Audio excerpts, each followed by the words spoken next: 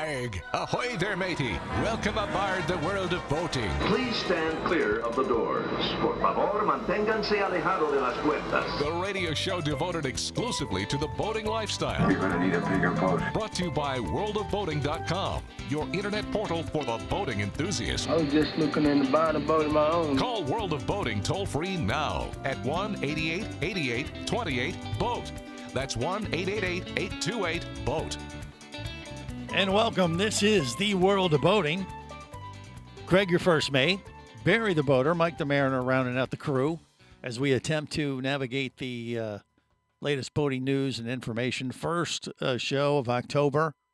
And I don't know if that's just timing, but the gremlins have been attacking as we approach Halloween when it comes to Mike the mariner's vessel.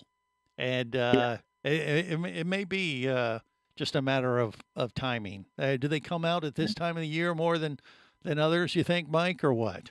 It's a boat. The gremlins come out all year long. It's 20.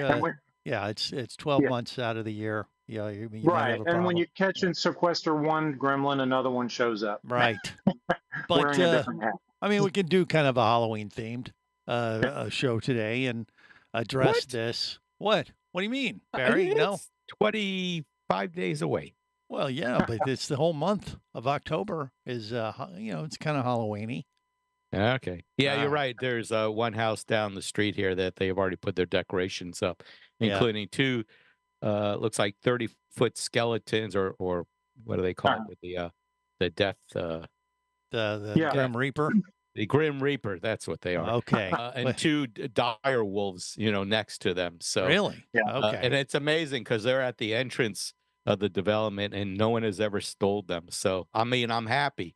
I hate it when people You do just that want to put it out there that, hey, if you're looking for No, I just it's something that is so big you can't miss it. okay. But people are, when they set up their decorations, they put a lot of work into it, and then you have some not so nice person come along and just steal them, and it just gets you a little angry. So, Barry. No, I actually I don't- just, I don't- have you already thought about this, Barry? You got that 17-foot Triumph. Why don't you just roll it out in the front yard yeah, and turn it into a shipwreck? Take it Yeah. off. Yeah, take it off the the trailer, lay it on the ground, Yeah. do some spray paint, and Yeah, make well- it look like there's a hole in it, because Well, you spray could do paint that. won't stick to the body, to the boat anyhow. Or you could act like a hurricane, whacked it and just let it, Don't mention hurricane, because there are still things out there that are brewing. Okay. So I digress. No, you but should put a Jack Sparrow or something like that in there. Put Yeah. a pirate. in He's middle got of the your, pirate- He's got the Speaking of pirate hat. pirate, Yeah. No, not have a pirate hat. I got a pirate scar on Yeah, this he's got- side here. plenty of Arr, scars. There's, Yeah. there's 7 stitches on my head on this side. Okay. Beauty. And no one hit me. It's the doctor went in and incised a piece of Like- sarcoma. Oh, Barry, take out the so- garbage. Bing. Yeah. Yeah. And you know what? I whacked it the other day oh, on my topper of my hood, but luckily my truck, but I hit it higher up. So Well, Howie, look, Howie, Howie. it's the I month don't of want to hit the October. stitchers. It all ties Yeah. into Halloween, and Yeah, you'll so- fit right in. As a Yeah. walking. Well, no, I've got another one zombie. coming up on the 14th, so I'll Okay. have it on. You'll have plenty on of this side. scars. You won't I'll have even have plenty of scars, and no I'll be able to makeup. wear my pirate hat, and All I'll right. look the part now. Okay. Well, Arr. then you've got Right. your mission if you choose to accept it. So I I kinda don't have took a weird- choice. I've got to have the parts taken out. I'm okay. falling apart, man. I turned 65, and my eyes going, and my body's going, and that's All it. right.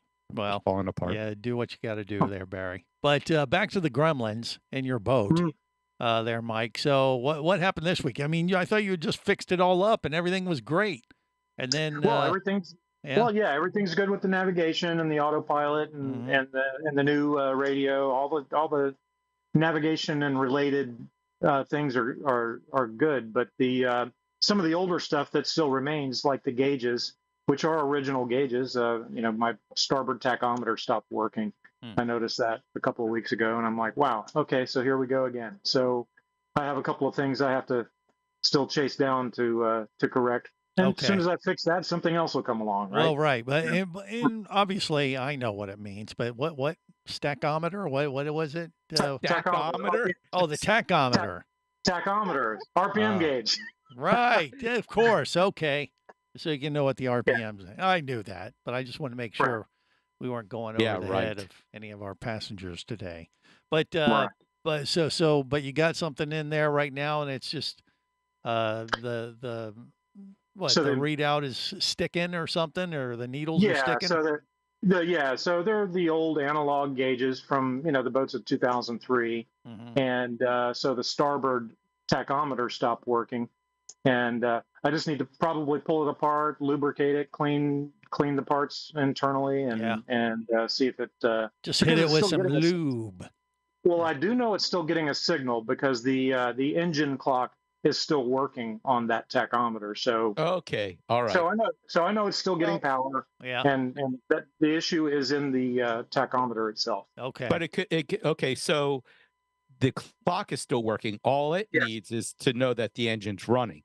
So it doesn't mean it's getting a signal, because the signal is going to be a pulse. The faster the pulse, the more the higher the tachometer goes. Exactly. All right.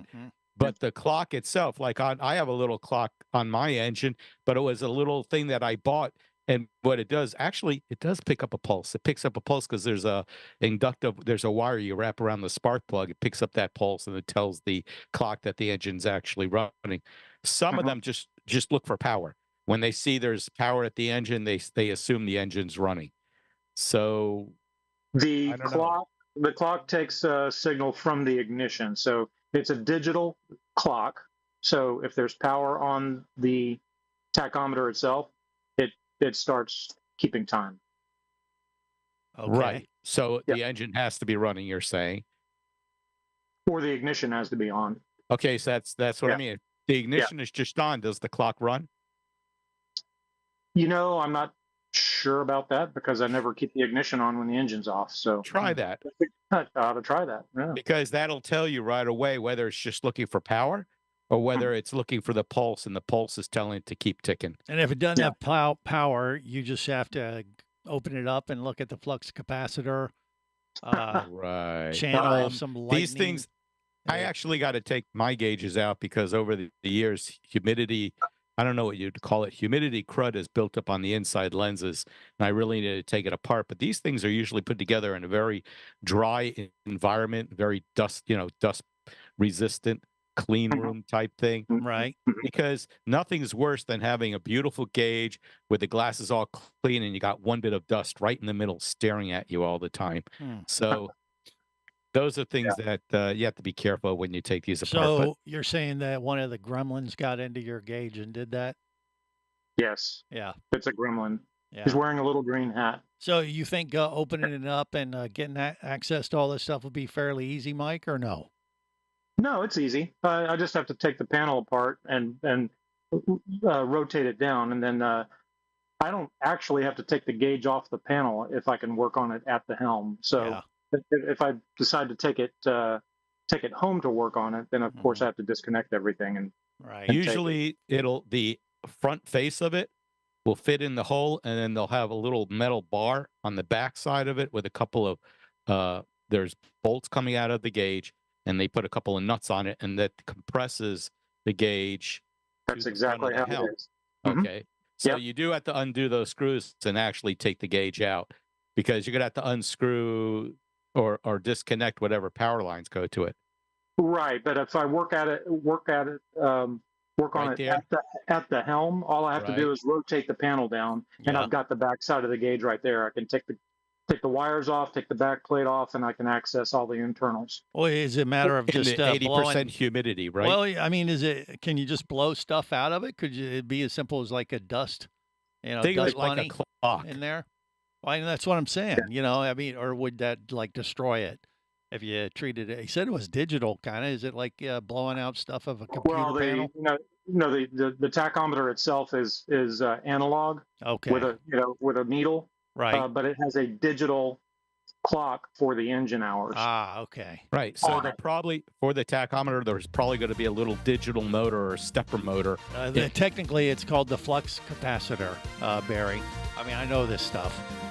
And, you just got to plan everything around a lightning storm. All right, more coming up on the World of Boating. Stay close. You're listening to the World of Boating Radio Network.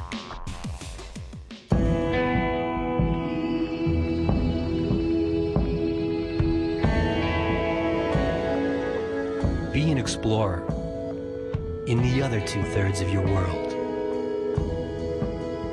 Be the buddy who takes the kids in the aquarium instead of just to it.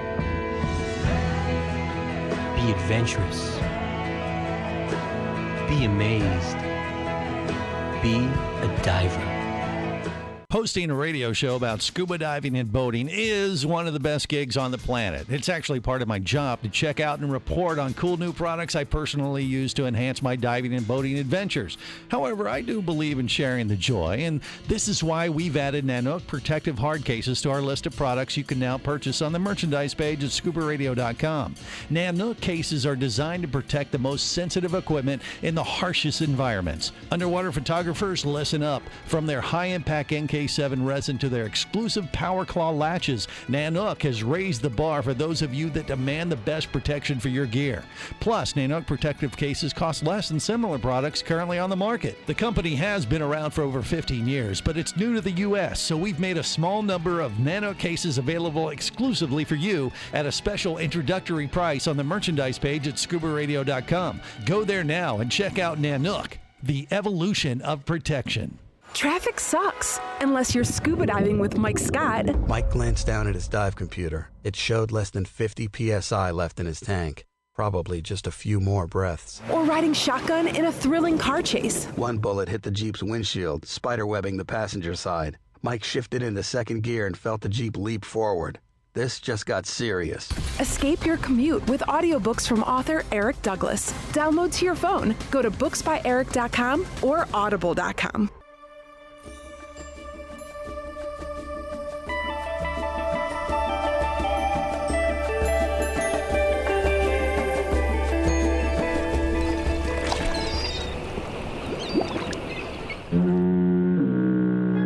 Successfully navigated the Sea of Commerce and now are clear to cruise with the World of Boating. I do like the water. The radio show devoted exclusively to the boating lifestyle. The sun, the sea air, good friends. Brought to you by worldofboating.com, your internet portal for the boating enthusiast. Yoo-hoo, Mr. Pirate!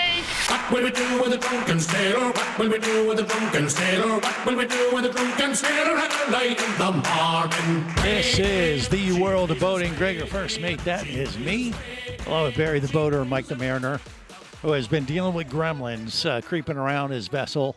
I don't know if there's any connection to Halloween or not, but, you know, if you could catch those little buggers, you'd make them walk the plank immediately, I assume. Isn't that right, Mike? Oh, absolutely. Yeah, but the plank's not long enough to accommodate all the gremlins you get on a boat these days. Yeah. You know?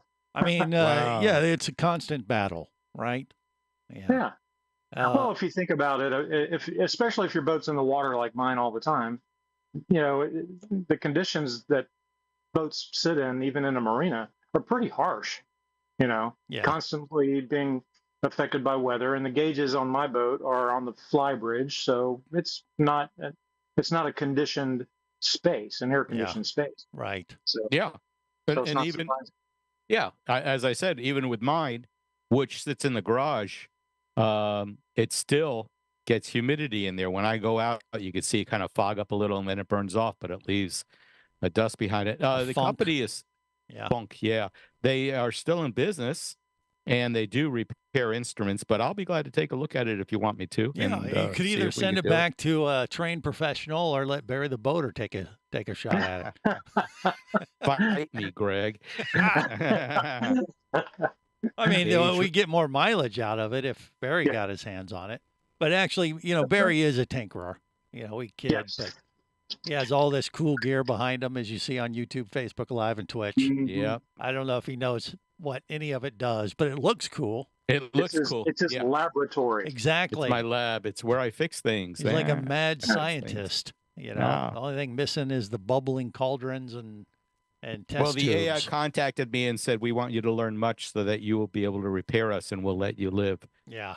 Well, maybe. I mean, Bear, what do you think? Do you believe in gremlins? Are you superstitious at all when it comes to your boat in that regard? Like there's always something that's going to go after you? Or are you just like, okay, Well, just got to it's maintain it and deal with it?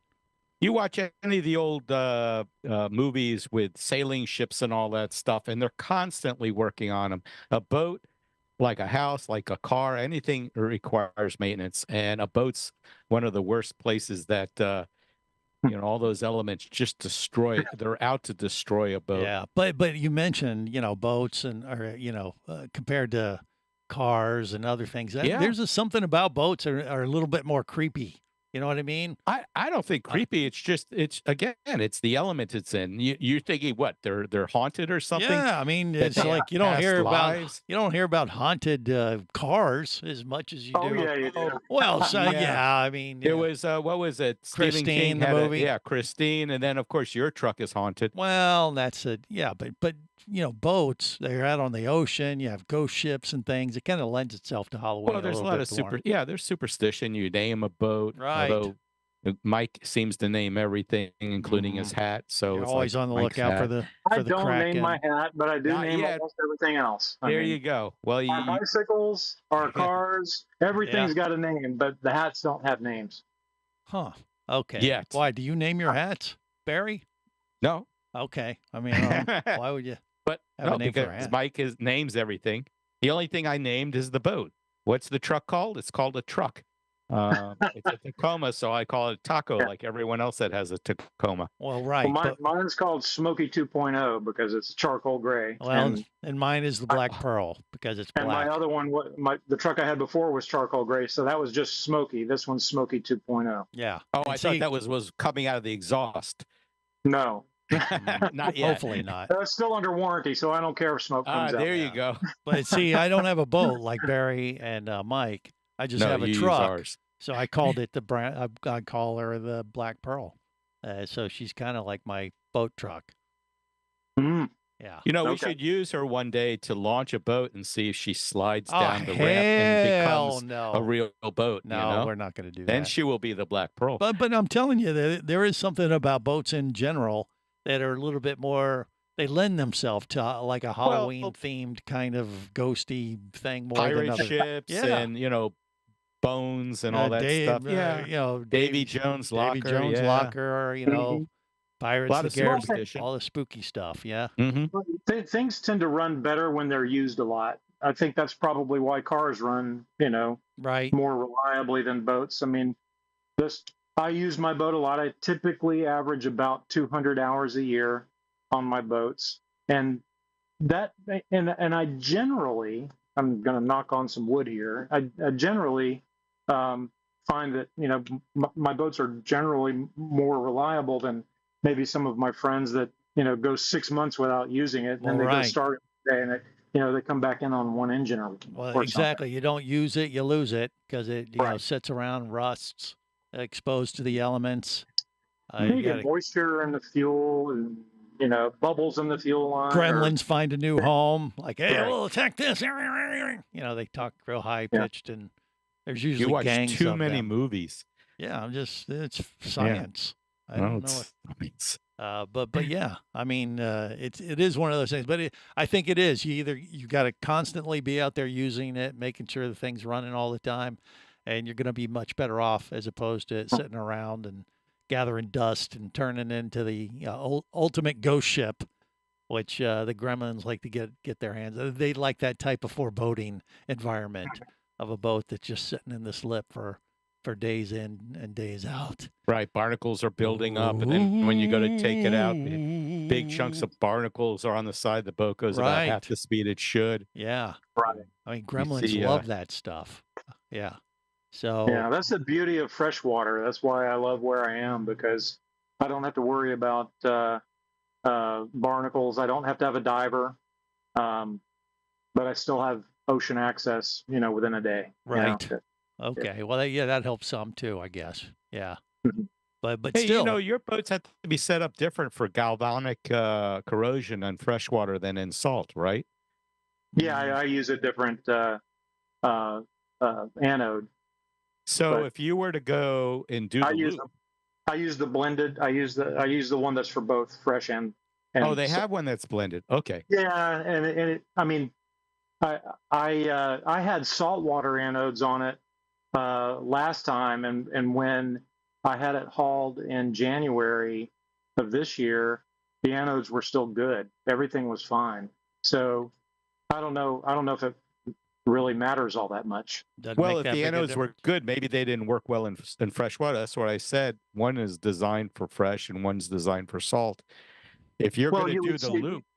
Yeah, but you would see corrosion on other components if there was a problem. I didn't have there wasn't any. Okay. No, I didn't have any corrosion at all. The boat, in fact, the bottom of the boat looked brand new. Except for the shaft being crooked. Yeah, even that was hard to see. I mean, they caught that when we pulled the boat out of the water. Nobody saw it. They saw it like 2 or 3 days later. One of the managers happened to notice one of my struts was bent, and so he gave me a call and we talked about it. And that set in motion everything we talked about. Yeah, that's right. Yeah, I remember that conversation about the bent shaft and the anoids or roids or whatever the hell they are. Anoids? Yeah. Anoids? That was one we don't want to bring up again, I don't think, for now. More coming up. Stay close. You're listening to the World of Boating Radio Network. Traffic sucks, unless you're scuba diving with Mike Scott. Mike glanced down at his dive computer. It showed less than 50 psi left in his tank. Probably just a few more breaths. Or riding shotgun in a thrilling car chase. One bullet hit the Jeep's windshield, spiderwebbing the passenger side. Mike shifted into second gear and felt the Jeep leap forward. This just got serious. Escape your commute with audiobooks from author Eric Douglas. Download to your phone. Go to booksbyeric.com or audible.com. Do you have a message or product you need to share with the boating world? Well, look no further than the World of Boating radio show. Just like you, thousands of boating enthusiasts are hearing this message, and we could be talking about you and your product or service as early as next Saturday. Remember, a terrible thing happens when you don't advertise. Nothing. Go to worldofboating.com, send us an email, and let's get to work to make your marketing message matter.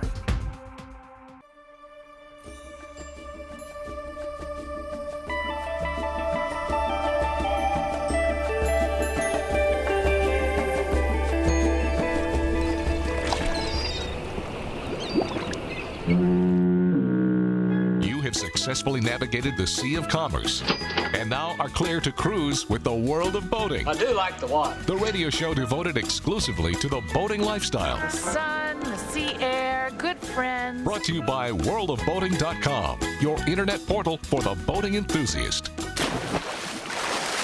Welcome aboard. I will be your captain. You'll be my scallywags. I don't know what that means, but you will be them. And here's how we play. Thank you for your attention and welcome aboard. Let's go. This is the World of Boating. Greg, your first mate, Barry the boater, Mike the mariner rounded out the crew.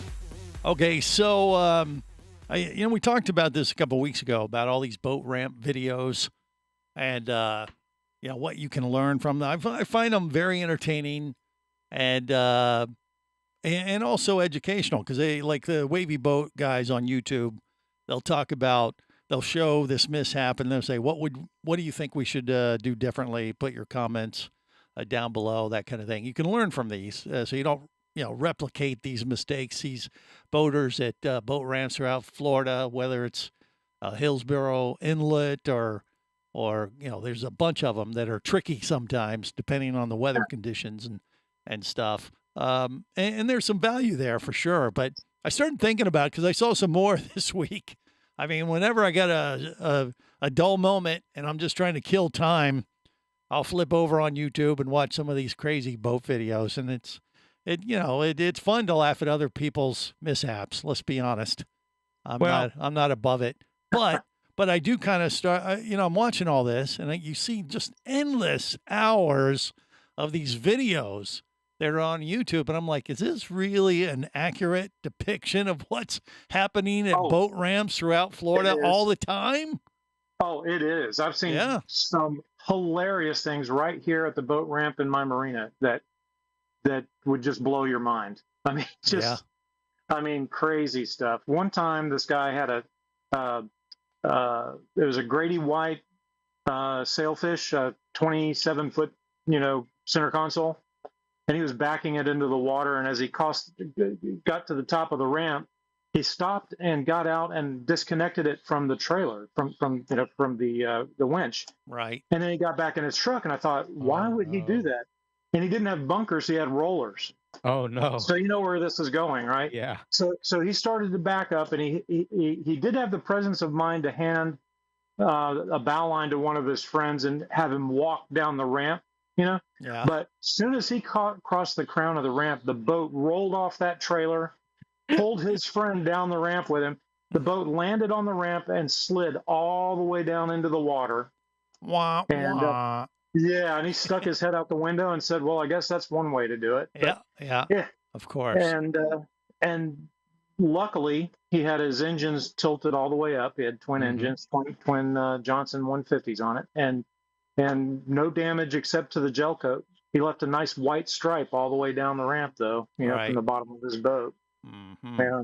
Well, I mean, and it happens all the time. I'm not saying it doesn't happen. I'm just starting to wonder, like, what do you think the percentage is? Because, of course, the videos of boaters doing boat ramp activities properly don't make YouTube. You know what I'm saying? No, because they're not sensational. Yeah, well, exactly. And that's my point. I was like, when we see all these videos, I mean, there's so many of them. You're like, golly, you'd watch this and start thinking, like, if I go to the boat ramp, I'm going to see this every time.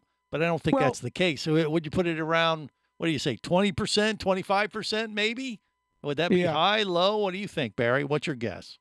I think so. I mean, you get to the boat ramp. It depends on what time of day. Yeah. If you go out early in the morning when the pro fishermen go out there and all that, you'll see them launch their boat in less than 5 minutes. They've got everything down to a science. Well, I think you're right. You bring up a point. If you do it, if you go out to the boat ramp during like the week, like on a business day where people that are doing it for some specific reason, or it's their business. They're not working or whatever. Yeah, and they go out very, very often. But you go out on like Memorial Day weekend or Labor Day weekend. That's when I think the percentage jumps way up because you got a lot of weekend warrior type people. You see it you see on the weekend around, if you go to the ramp around 9 o'clock, not even 9, maybe 10 or 11. Yeah. Because you got to get the whole family going and get the whole boat loaded up, and then they all jump in the car, and then by the time they get to the ramp, it's 10 o'clock in the morning, maybe 10:30, and there's absolutely no idea how they're going to do this. And, the husband usually starts backing the boat down. The kids are getting in the way, and the wife is yelling at the kids. Yeah. And then the husband's yelling at the wife, here, grab these lines. And then something doesn't go right. And he gets angry, and then she gets angry at being yelled at. And something goes wrong. I've never seen that happen before. Never, not once. You don't. You need to come down here in Miami. I'm kidding. Oh, okay. But as far as what happens, like at Hollow Inlet, and we could talk about Pompano Inlet, because we've gone out of that inlet plenty of times, right? Yep. When we've gone diving, right? And they've had issues there too. But it all depends, on those hot spots, on the weather, on the weather and the tides and the wind. Exactly. And if you hit it at the wrong time, and you got someone who is not well versed dealing with currents and things, and that's when the boat ramp Olympics videos start coming You'll out. see the I mean, like, Greg, you're a pilot, so I'm a big fan of checklists, and I used to actually have in my ship's log, the first 2 pages were a checklist for things like leaving a dock, approaching a dock, all those things. Right. I don't have that anymore because I do everything electronic now. But I think it's a really, really great idea, whether you're trailering your boat to a boat ramp or you have it at a marina, to have a checklist that you basically go through. Now, it'll become routine, but Barry made a point earlier that, bass fishermen or offshore fishermen or people that run their boats a lot kind of have it down to a science, and they do it in almost in their sleep. But if you're kind of new to boating, make yourself a checklist for things to check, and make sure you just kind of stick with that and keep all the distractions away when you're doing those critical things, because that's how people put their boats in the water and they forget to put the plug in, right? And Just, it's a checklist item.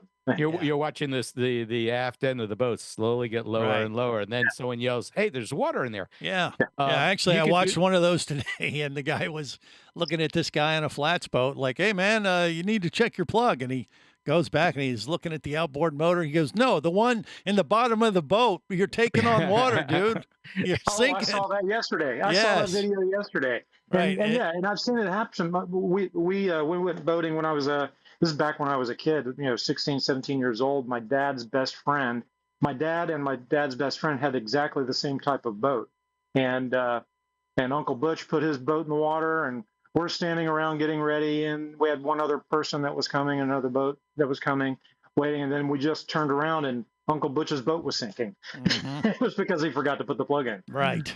Yeah. And you But don't want to you'll be also that guy. You'll also see that on the weekend too. You'll see these boats going out of Hollywood. all over. Right. Okay, let's get it right. And there's usually too many people on the boat. You have people sitting up at the bow if it's a bow rider, which you might say, well, that's what a bow rider's for. Yes, except when you're going through an inlet that's considered a dangerous inlet. If you don't know how to read the weather, as Greg mentioned earlier, your tide's going out, your wind is blowing the waves in, and you got this churn going on because the depth of that inlet changes, and you have these constant waves rolling there. Right. And you end up submarining or pitch pulling the boat bow into the water. Yeah. Yeah, It sounds great initially, like, oh, this will be fun. Oh, And then yeah. you get into it and like, holy crap. Yeah, wait, little Timmy just floated away. He's going out to sea. Well, when they stuff those bows, especially those, and you see this on those videos all the time, they really don't take into account the fact that a bow rider is basically a water scoop when you stuff it, and your boat literally takes on several hundred pounds of water in seconds. Yes, but the expression on their face, they look so excited, and then when they get hit with the wall of water, they're like, oh, blank. More coming up. You're listening to the World of Boating Radio Network.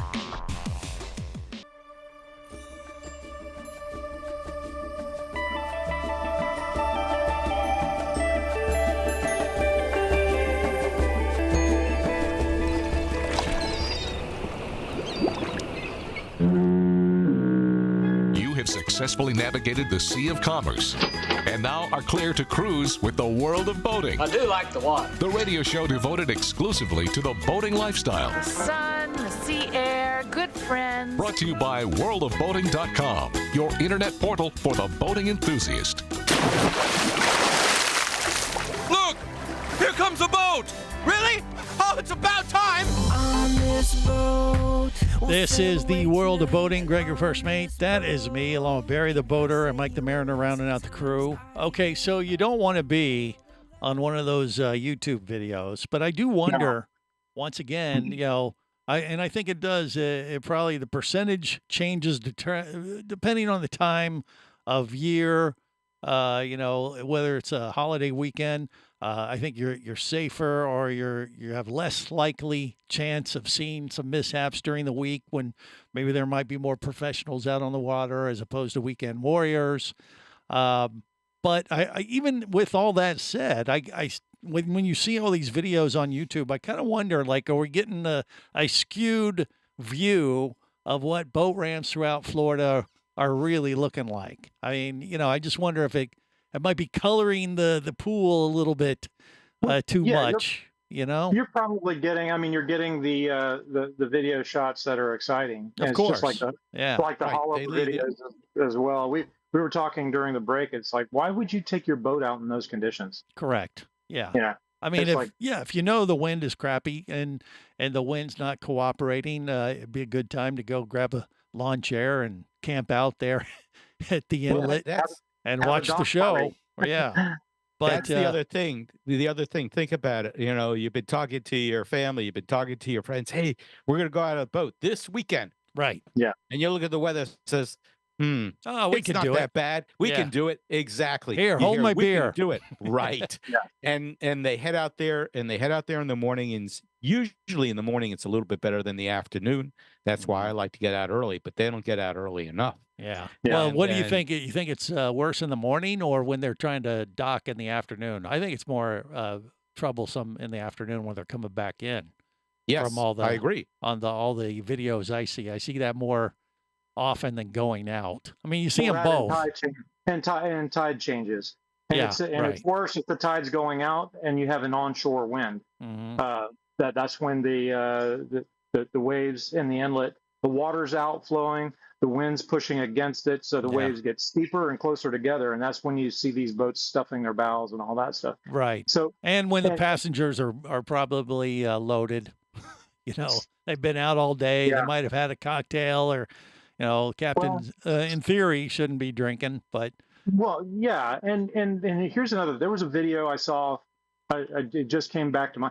There was a center console, and it was a haulover video, and it was a video of this. There was a lady sitting on the extreme bow of this big center console, and her husband was clearly asking her to move to the back of the boat, and she absolutely refused. of course. I mean, she just absolutely refused. And we were, my wife and I were talking about it. It was like, at that point, put the boat in neutral and say, we're not going anywhere until you get to where I think you're safe. No, wait. You What know? are the odds of you telling your better half, your spouse, your wife, to do something and they don't do it? What are the odds of that, Mike?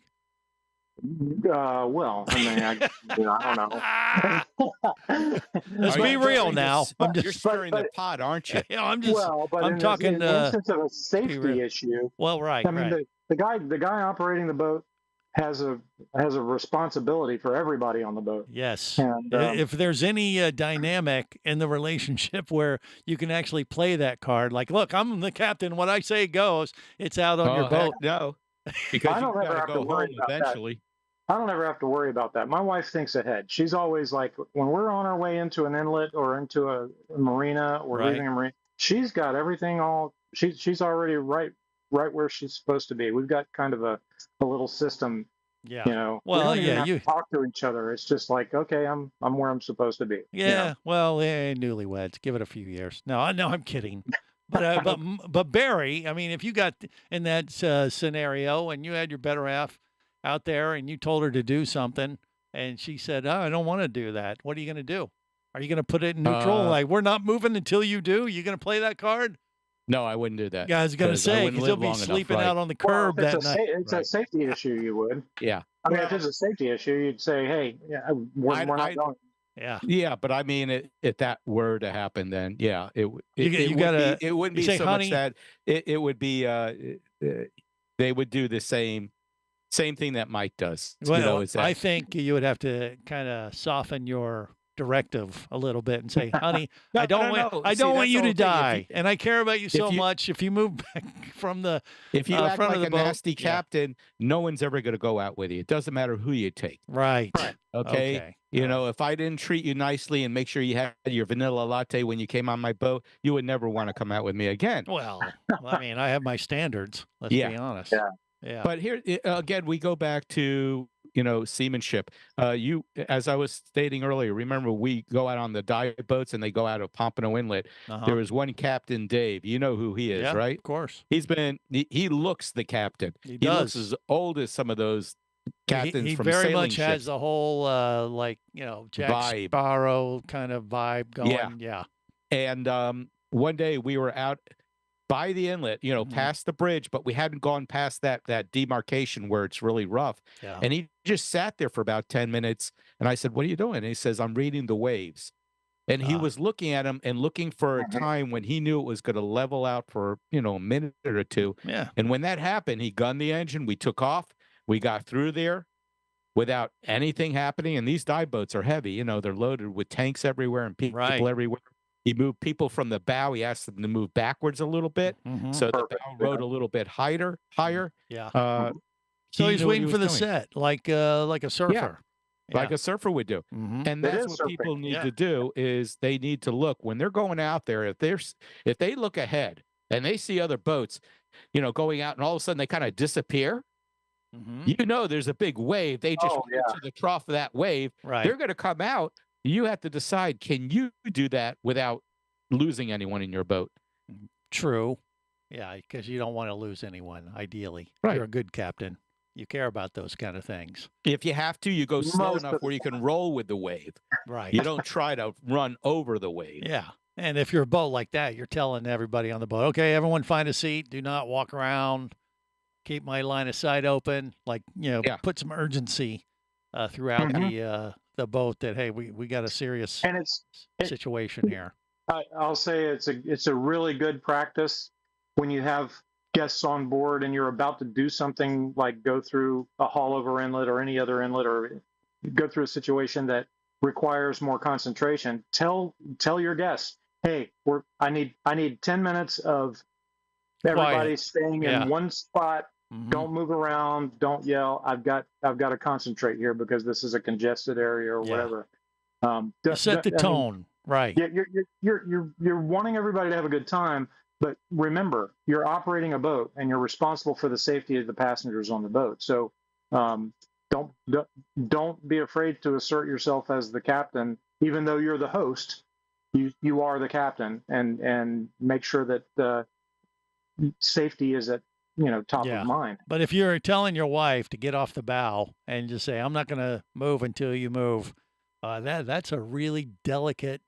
Well, that boat's been anchored off of Fort Lauderdale now for 3 weeks, and she's hungry and she wants a bath. She's still okay. All right. Well, I was going to say it's the whole ocean. And you don't have a problem with that. That's a delicate negotiation. I don't know. No, you don't have to negotiate. I think she would realize. She would say, "Wait a minute, this is a dangerous situation. Everyone, move off the bow. Let's get behind the center console, or let's sit down. Make sure all your gear's tied down. Make sure everything's strapped down." Right. How many of those videos you see people's coolers and other materials float away, or themselves, and then they want to go get it? So they're chasing this stuff and turning. You're trying to turn. You don't want to turn when you're in one of those waves that keeps rolling. Right. Yeah. You do not want to be that person. But then again, when they're coming back in, sometimes they got to smile on ear to ear. It just depends on how they take it. But you don't want to be in those videos. But boy, they are fun to watch, aren't they? Go watch it on YouTube. Yes. Yep. All right. At least till next week, you can do that. On that note, we'll wrap it up. Remember, there is, whether it's sail or motor. Sail or motor. Life is better as a motor. Safe boating, everyone.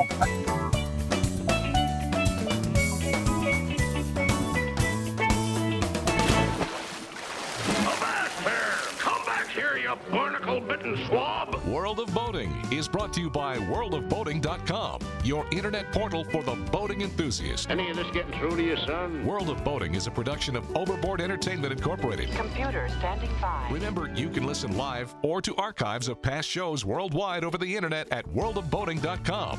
Computers can do that? So tell a friend and come aboard every week for the World of Boating. This is so great. I can't wait. I'm getting goosebumps. Feel me. Feel me. The radio show devoted exclusively to the boating lifestyle. TTFN, ta-ta for now. The opinions you just heard on the World of Boating are those of the hosts, callers, and guests. They are not necessarily those of any station or network, its management, or advertisers. What are you being such a weenie for? While on the water, your safety and the safety of many others depends on you. So boat smart and operate your vessel only after receiving the proper training and instruction for your area. There is a fine line between genius and madness. Have any questions or comments? Feel free to do so via the web at worldofboating.com.